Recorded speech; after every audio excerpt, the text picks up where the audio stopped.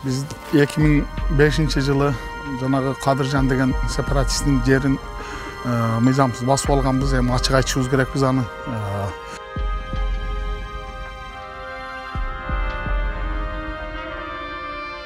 Жалал-Абад шаарынын четиндеги бул аймак кезинде сепаратист Кадыржан Батыровго тиешелүү болгон. 2005-жылдары жергиликтүү тургундар бул жерди басып алып, таам салып отурукташып, тиричилигин өткөрүп келет.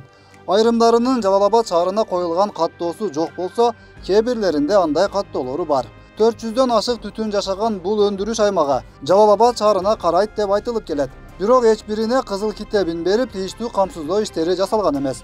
Карантин болсо, бул аймактагы тургундарды ого бетер кыйынчылыкка салган. Биз Кыргызстандын жараны деген атыбыз бар биздин. Бул шайлоодо учетту текшерсин, башка күндөрү текшерсин учетту. Именно келип туруп, мынакей ушул общий помощь тие турган маалда бизди жарандыгыңар жок, биздин учетуңар жок, биздин кайерге барсак ушул теманы айтат дагы.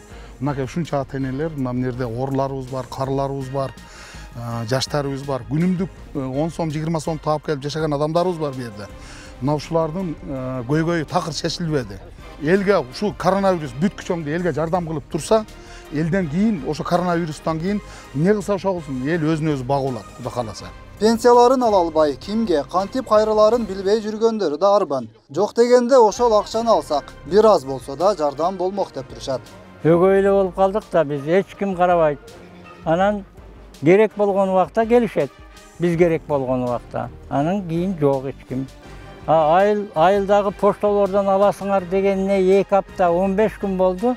Ал барбаптыр айерге. Менин бир тууган укам почтанын конторунун жанында жашайт.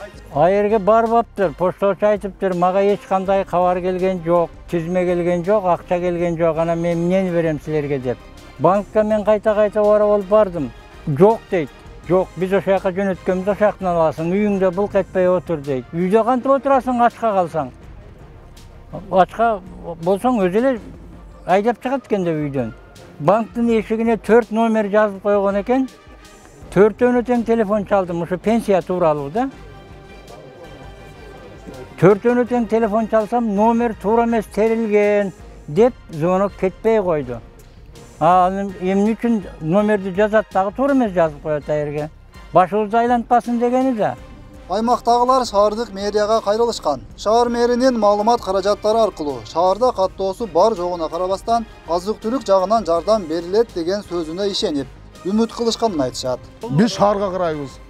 Шаарга барсак, мына эми шаарга бардым. Нерден ата-энелерден, аял кишилерден ушу 10 чакты кат жазып берди. Андан кийин мен өзүм менде дагы жатат, үйдө жатат. Анан үйдө дагы жатат. Кат жазып алып, ушул мэрдин намына жазып бардым эле. Эшиги тосук экен. Киргенге болбойт деди.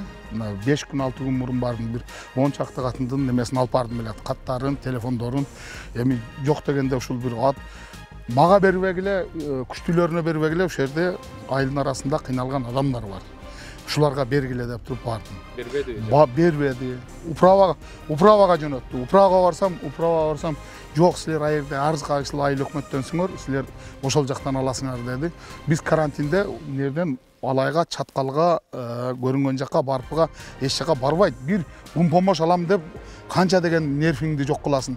Мына биз карантинде отурабыз. Мен мисалы үчүн бала чакам мен бардыгыбыз шаардын учетундабыз, документим бар. Эч кандай бизде помощь 1 килограмм картошка деле берилген жок биздин айылгачы. Мына элдер канча бу жерде жалаң жаштар көп жашайт.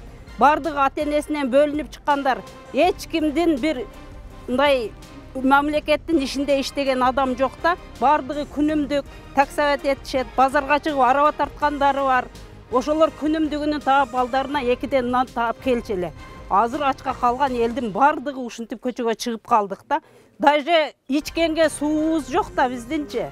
Бул калктуу конушта ичимдик суусу да жок. Таза сууну сырттан ташып келип пайдаланып жүрүшкөн. Бирок карантинде бул аймактын айланасын казып, жергиликтүү бийлик маселени оорлоштуруп салган. Бизге күн помощь бербей атат. Бияктан суусам жок, куру өлгөн ата суям жок. Документибиз болбой атат. Документ кылып бербей, мына жетим бала окшотуп документ эмелер жасап алып барсаң, документиңер жок. Карабайбыз биз дейт. Су жок. Машина менен эптеп бир бала кылып алыс жактардан алып келип жашачу элек. Азыр суу да ташый албай калдык. Жол дагы тосук бардыгы. Мисалы үчүн документибиз ham жок. Биз уже катардагы жок эле адамбыз. Биз деле Кыргызстандын жараныбыз го. Бизди деле эстеп койсо болот ошо өкмөттөгүлөр. Ушу жердегилер кантип атат экен, ушу шаардын чекесиндегилер деп. Же документибизди мурунураак растап берсе болмок. Же больницага бара албайбыз, барсак документиңер каякта, учетуңар. Мисалы үчүн мен ортоктомун да. Учетуң ошол жакта экен, бар Октябрьскийге бар дейт, Сузакка бар дейт. Аяктан көчкүдөн келгенбиз. Биз эле жыргагандан келген жокпуз. Мисалы үчүн менин үйүмдө азыр 11 жан бар. Айтылып жаткан 1227 номерине чалып дагы чечим таба алышкан эмес. Калктын абалы күн сайын оорлошуп, жокчулуктун айынан бул жерде уурулук дагы көбөйгөнүн айтышат. Курсагын кантип болсо да багууга мажбур болгондор ушундай кадамга барды го дейт дүкөн ээси. Бул жерде холодильникти полный кеткен. Бүт нерсе бар болчу. Продукта бар болчу. Андан суусундуктарды бүт алыптыр. Бүт ушу чоң адам берки холодильниктен окорочка, колбаса бүт нерсени алыптыр да. Алып көп нерсем жок. Бир аз эле мындай калыптыр. Бул жерде көп мен эле дейин десем үйүндө отуруп деле урдаткандар болуп атат продукталарынчы. Ооба ачка калгандардан болуп атат да бул. Келип күн помош келгендерин такыр көргөн жокмун. Мен келгениме 10 күндөй болуп калды. Келгеним өзүндө элечи. Такыр көргөн жокмун да. Ошо ачкачылыктан болуп атат бул негизичи. Даже өзүм бутума жок. Ана балам жыртык ботинкасын кийип жүрөм өзүм. Жаңыл Малабекова да ушул аймакта жашайт. 3 баласы менен оор шартта күн кечирет. Күйөөсү жок, жардамга муктаж.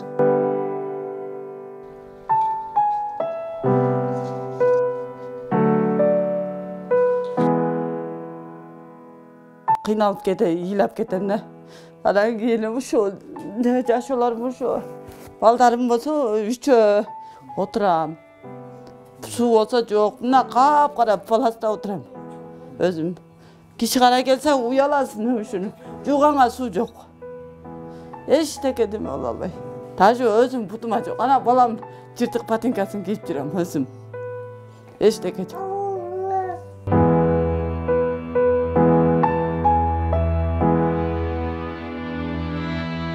Айылда мындай шартта калгандар четтен чыгат. 80 жаштагы Урила Таткулова кызы жана неберелери менен турат. Кызы боор сиррозу дартына чалдыгып калгандыктан бүгүнкү күндө бул үй бүлөнүн абалы да аянычтуу болуп турат. Азыр ушу кызыма дарый керек болуп атат. Сирроз печен болуп калыптыр. Ушум айласы жок, бүгүн дагы бир жерде иштеп пул таап келейин деп кетти. Ушуну кызымдын кайгысын тартып отурам балам. Мына кичине ушу 2 жетим бар, 2 баласы бар да. О баткенге күйөөгө тийип, күйөөсү авария болуп өлүп калган. Анан алып келип ушул жерге үй кылып берейинчи деп аракет кылсам, ошончо өзү ооруп калып, жарым-жартылай болуп отурабыз балам. Каралаша турган жок.